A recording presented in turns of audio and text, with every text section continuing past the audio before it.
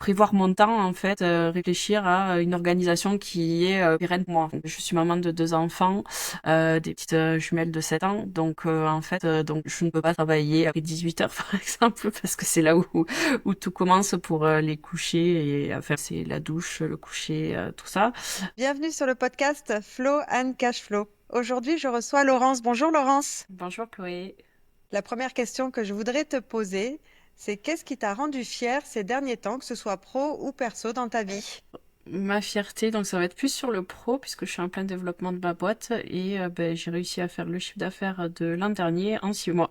Du coup, c'est une grande fierté pour moi d'avoir réussi à atteindre des objectifs que je m'étais fixés presque pour l'année et en fait que j'ai atteint plus vite que prévu. Super, bah alors là, tu attises ma curiosité. Alors, comment tu as fait? Est-ce que tu as mis en place des canaux pour rencontrer tes clients? Qu'est-ce que tu as fait pour faire ça? Alors, ouais, depuis janvier, je me suis inscrite à un club d'affaires.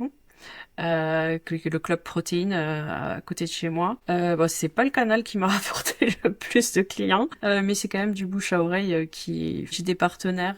Enfin voilà, j'ai rencontré des community managers, des choses comme métiers un peu autour du mien qui font que je suis recommandée et euh, voilà. Donc je pense que ça a été un bon moyen. J'ai des clients qui arrivent avec le réseau, mais ça n'était pas ma principale acquisition en début d'année là. Et ensuite, j'ai aussi délégué pas mal de tâches, hein. J'ai commencé à déléguer l'administratif à une assistante administrative et j'ai une OBM aussi qui m'accompagne sur la partie stratégie et développement d'entreprise. Voilà. Donc je suis plus seule à gérer mon entreprise, j'ai une équipe. Bah, c'est super. Alors, est-ce que tu peux nous rappeler quelle est ta spécificité et ton expertise? Alors moi, je suis consultante et formatrice en SEO, donc c'est référencement naturel, c'est tout ce qui est euh, référencement naturel, c'est en fait de taper un mot-clé sur Google et de ressortir avec son site. Donc je suis spécialisée dans WordPress, qui est un constructeur de sites particulier et qui est bien optimisable pour les moteurs de recherche. Donc mon but c'est de rendre visibles les entrepreneurs avec leur site web et de leur faire un canal d'acquisition vraiment à part entière. Super, bah merci, on y reviendra dans le deuxième épisode un peu plus précisément. Qu'est-ce que tu mets en place toi au quotidien pour prendre soin de ta santé mentale? Alors j'ai fait pas mal de coaching pour pour essayer de trouver justement des activités annexes, de pas rester que dans que dans la production pure ou que dans le business. Je vais aussi voir un psy parce que j'étais quand même très très anxieuse et du coup j'avais besoin d'en parler avec un professionnel de santé.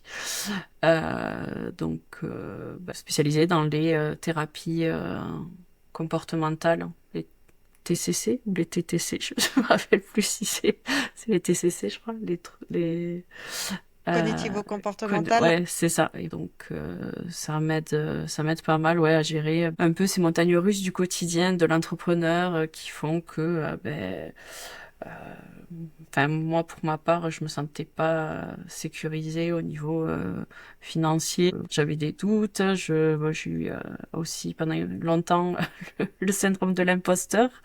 Voilà. Donc là, je pense qu'il y a aussi le fait, enfin, tu demandais qu'est-ce qui avait fait le chiffre d'affaires, mais je pense qu'il y a aussi la confiance qui est venue et le fait que j'arrive à vendre plus facilement mes offres puisque je suis plus de confiance en moi. Donc, je pense que les gens, ils le ressentent aussi et du coup, ça marche, ça fonctionne mieux.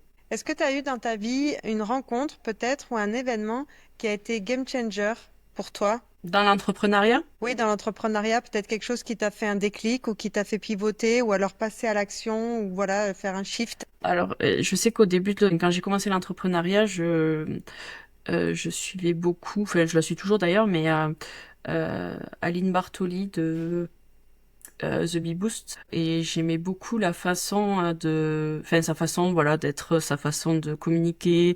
J'ai pris pas mal de ses offres, enfin donc c'était vraiment ouais une source d'inspiration pour moi et un peu ouais un modèle de businesswoman. Voilà qui réussissait tout en restant simple, authentique. Bon après il y en a eu d'autres derrière que j'ai découvert de femmes dans ce style-là. Je crois que ça a été vraiment la première et Moi, j'ai dévoré presque tous ses podcasts. J'étais en mode vraiment groupie au départ. Je suis un peu toujours, mais ça s'est un peu calmé maintenant. Voilà, donc je pense que ouais, elle m'a fait voir l'entrepreneuriat d'une façon un peu moins, enfin, je sais pas, dure que certaines personnes, ou en tout cas, j'aimais beaucoup son aspect de mieux vaut fait que parfait, pas attendre que ce soit parfait pour faire les choses. Ça me parlait beaucoup, et je pense que ça a été quand même un bon élément déclencheur, ou en tout cas j'étais souvent à me dire non mais c'est pas grave, c'est pas parfait, mais avance quand même, et on verra. Oui, t'as bien fait. Et moi, je sais que je suis un peu comme ça aussi. Je sais pas si c'est en mode groupie ou c'est plutôt en mode soif de connaissances et d'apprendre de rôle modèle et de personnes qu'on n'a pas forcément dans notre entourage. Mm, c'est ça, ouais.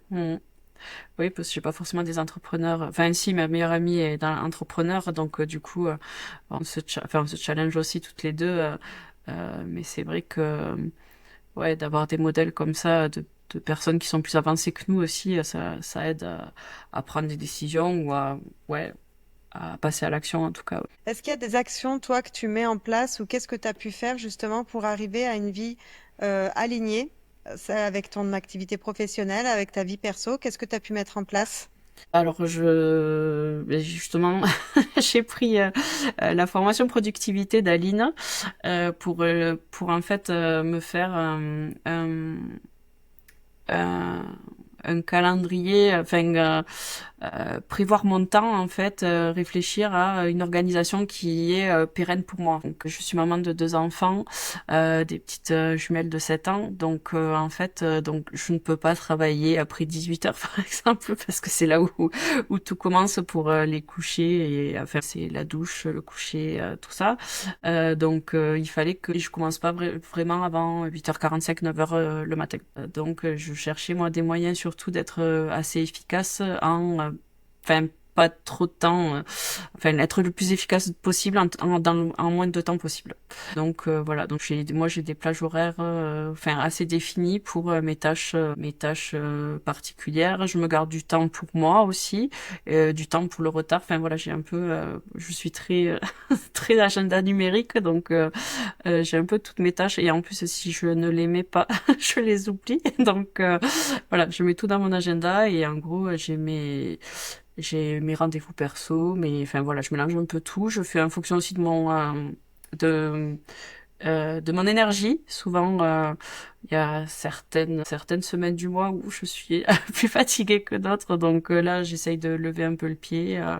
Voilà, donc je m'écoute pas mal. Je fais pas du 50 heures par semaine ou 80 heures par semaine. Enfin, je sais pas combien certains font, mais voilà, donc je respecte mon rythme mon énergie, mon rythme. Et après aussi, ben moi je suis super curieuse aussi. Tu disais que tu étais curieuse tout à l'heure, mais et du coup enfin je m'amuse. J'ai décidé de reprendre le piano, par exemple, d'apprendre le piano, parce que je n'ai jamais fait de piano de ma vie. Je fais du dessin aussi, voilà, je fais des petites activités artistiques à côté pour m'évader, pour m'aérer la tête, et ouais, ça fait aussi partie pour ma santé mentale, mais voilà. Je me prévois des petits moments de libre, et de faire des choses que j'aime. Bah top, un bon programme. Est-ce que, donc pour la dernière question de ce premier épisode, est-ce que tu peux nous redire si tu étais dans le salariat avant et comment ça s'est passé justement pour tes nouveaux clients? Comment ils sont venus à toi au début? Est-ce que tu as changé de modèle d'acquisition? Est-ce que tu as essayé des choses qui ont marché, pas marché? Est-ce que tu as des tunnels de vente? Comment ça s'est passé pour toi? Alors, donc oui, j'étais dans le salariat, j'étais préparatrice en pharmacie hospitalière avant. Rien à voir avec ce que je fais actuellement, mais j'ai toujours été un peu la geek de service qui réparait les ordinateurs, Internet, voilà. Et je voulais évoluer dans mon métier, et être plus manager d'équipe, sauf que quand on est dans une entreprise, c'est compliqué. Enfin, là, c'était en clinique, et désolée.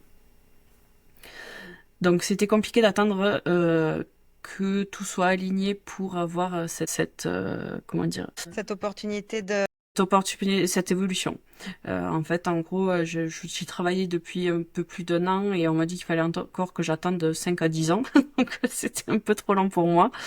Et j'ai décidé de faire un bilan de compétences.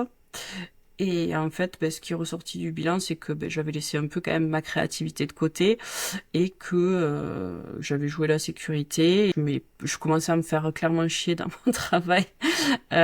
Donc, j'ai décidé de démissionner.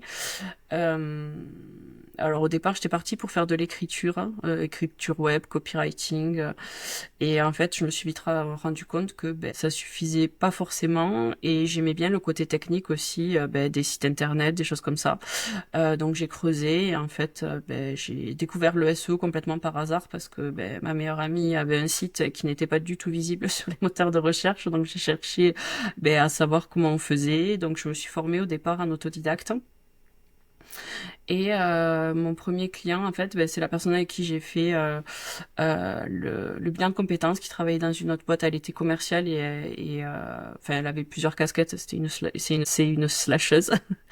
Et elle m'a recommandé donc auprès de son patron de l'époque, hein, puisqu'elle travaille plus là-bas, donc pour gérer son site internet, puisqu'il avait un webmaster qui ne gérait pas grand-chose.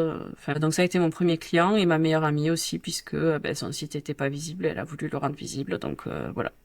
Donc on a fait le nécessaire, parce que pareil, elle avait payé son site une fortune, et en fait personne s'occupait derrière, il était piraté. C'était un peu le truc un peu compliqué, mais voilà. Donc ça a été la deux premières personnes à me faire confiance.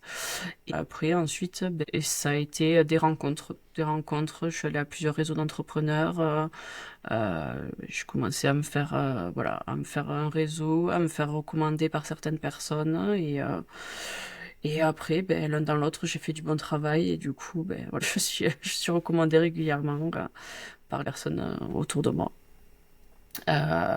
Qu'est-ce que j'ai testé, qu'est-ce que j'ai pas testé? Euh, J'ai fait un lead magnet qui marche pas trop mal, qui est un atelier en ligne pour optimiser sa fiche Google Business Entreprise. Donc pour être visible, même si on n'a pas de site internet par exemple, mais qu'on a une entreprise. J'ai voulu faire un petit produit, mais je suis pas allée jusqu'au bout. Ça c'est pas, enfin voilà, ça a été un échec. Là, je suis en train de voir pour vendre ma formation en ligne que j'ai vendue en bêta-test en fait. Je l'ai créée avec 4 bêta-testeuses. Et après, voilà, le but, ça va être de la vendre ensuite. Donc, ouais, la création en bêta-test pour la formation, je trouvais que c'était pas mal.